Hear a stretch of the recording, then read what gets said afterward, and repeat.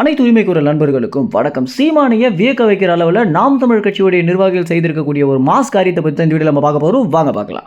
பொதுவாகவே நாம் தமிழ் கட்சி அப்படின்றது ஒரு கட்சியாக இல்லாமல் குடும்பம் மாதிரி இயங்கிட்டு வந்துட்டு இருக்க ஒரு காரணத்தினால தான் சீமானவர்களுடைய உத்தரவோ சீமானவர்களுடைய அறிவிப்போ இல்லாமல் நாம் தமிழ் கட்சியுடைய நிர்வாகிகள் பார்த்தீங்கன்னா பல இடங்களில் அவங்களாகவே கட்சியை எந்தெந்த வகையிலலாம் வளர வைக்க முடியுமோ எல்லா வேலைகளுமே பார்த்துட்டு வந்துட்டு இருக்காங்க. குறிப்பாக இந்த நிவாரண பணிகள்லாம் செய்யும்போது அவங்களுடைய சொந்த காசை போட்டு அவங்க பகுதியில் இருக்கக்கூடிய மக்களுக்காக செலவு பண்ணதெல்லாம் பார்த்தீங்கன்னா இது வரைக்கும் வரலாற்றிலேயே ஒரு கட்சி பண்ணதே இல்லாத ஒரு விஷயமாக தான் பார்க்கப்படுது.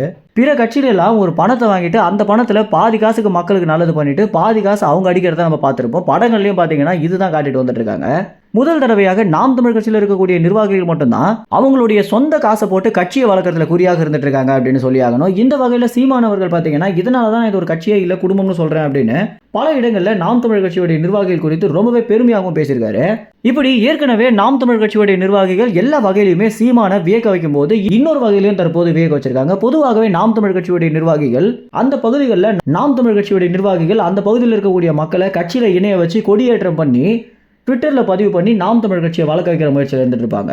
இந்த கொடியேற்றம் அப்படின்றது ரொம்ப யதார்த்தமான ஒரு விஷயமா கூட தற்போது மாறிடுச்சு அப்படின்னு தான் சொல்லி ஆகணும். இனிமேலும் இந்த மாதிரி பண்ண வேணாம் அப்படின்னு கட்சியையும் தலைமை ஒருங்கிணைப்பாளரான சீமான் அவர்களே ஃபேமஸ் ஆகணும் அப்படின்னா இன்னொரு விஷயத்தையும் பண்ணி ஆக்க முடியும் அப்படின்னு தற்போது கல்வெட்டு மூலம் தற்போது சீமானுக்கு என்று புதிதாக ஒரு கல்வெட்டை பார்த்தீங்கன்னா உருவாக்கியிருக்காங்க நாம் தமிழ் கட்சியுடைய நிர்வாகிகள். மயிலாடுதுறையில் இருக்கக்கூடிய நிர்வாகிகள் பார்த்தீங்கன்னா கொடியேற்றம் பண்றோம் அப்படின்னு அறிவிச்சிருந்தாங்க. அதனை தொடர்ந்து இந்த ஒரு விழாக்கு சீமானவர்கள் வந்தா நல்லா இருக்கும் அப்படின்னு ஏற்கனவே கேட்டிருந்த நிலையில் சீமானவர்களால் இந்த ஒரு இடத்துக்கு போக முடியாமல் போயிடுச்சு. இருந்தாலும் நிர்வாகிகள் பார்த்தீங்கன்னா அந்த பகுதியில் இருக்கக்கூடிய நிறைய மக்களை கூட்டி ஒரு பெரிய விழாவாக இந்த கொடியேற்றத்தை பண்ணியிருந்தாங்க. வெறும் கொடியேற்றம் அப்படின்னு எல்லோருமே பார்த்துட்டு இருக்கும்போது அந்த கொடி கம்பத்துக்கு பக்கத்திலேயே சீமானவர்களுக்கு பார்த்தீங்கன்னா புதிதாக ஒரு கல்வெட்டியும் தொடங்கியிருக்காங்க.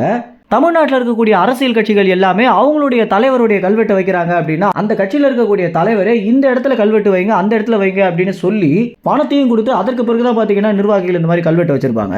ஆனால் நாம் தமிழ் கட்சியுடைய நிர்வாகிகள் சீமானுக்கே தெரியாம சீமானுக்கு சர்ப்ரைஸ் கொடுக்கணும் அப்படின்ற நோக்கத்தில் இந்த மாதிரியான விஷயம் பண்ணியிருக்கிறது அப்படின்றது நாம் தமிழ் கட்சியை தமிழ்நாட்டில் இருக்கக்கூடிய பிற கட்சிகளிடமிருந்து ரொம்பவே தனித்து காட்டுது அப்படின்னு தான் சொல்லி ஆகணும். இந்த ஒரு விஷயம் குறித்து நீங்க என்ன நினைக்கிறீங்க அப்படின்னும் இந்த மாதிரி நாம் தமிழ் கட்சியுடைய நிர்வாகிகள் சீமானை வியக்க வைக்கணும் அப்படின்ற நோக்கத்தில் பண்ணக்கூடிய விஷயங்கள் குறித்து என்ன நினைக்கிறீங்க அப்படின்றது உங்க கமெண்ட்ஸ்ல தெரிவிங்க. நன்றி, வணக்கம்.